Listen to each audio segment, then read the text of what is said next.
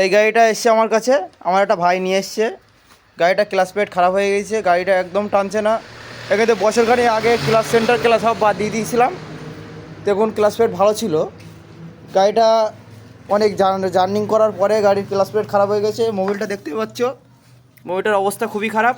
Class plate খারাপ হয়ে গেলে মোবিলের অবস্থা দেখলে বোঝা যায় যে ক্লাস প্লেটটা খারাপ হয়ে গেছে।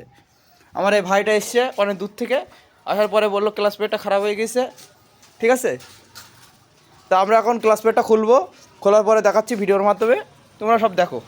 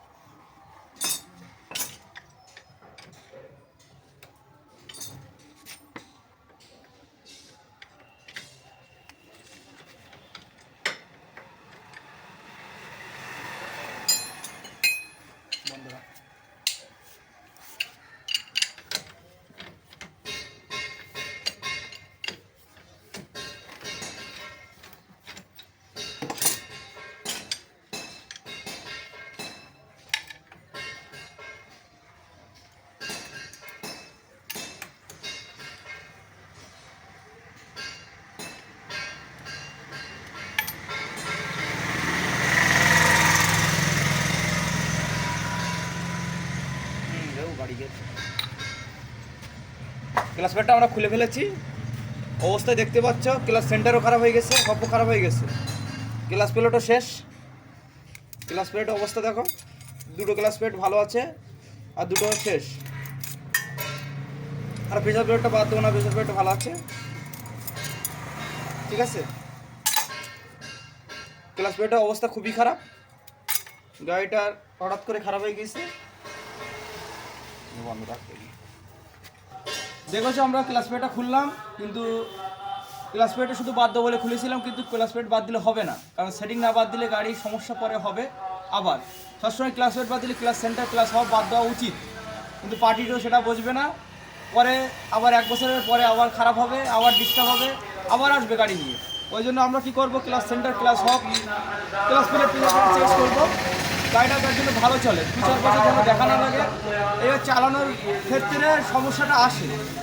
ঠিক আছে, ওই জন্য বলছি সবসময় তোমরা কী করবে, গাড়ি যেদিনই ক্লাস প্লেট বাদ দেবে ক্লাস সেন্টার ক্লাস সব অবশ্যই বাদ দেবেন গাড়িটা, তাহলে সেটা ভালো হবে। ঠিক আছে, এই বলে ভিডিও এখানেই বন্ধ রাখছি। আমরা পরে লাগানোর সময় আবার ভিডিও করব। এখন আমার কাছে মাল নেই, মাল আনতে যাব, মাল এনে আবার সেটিং করছি।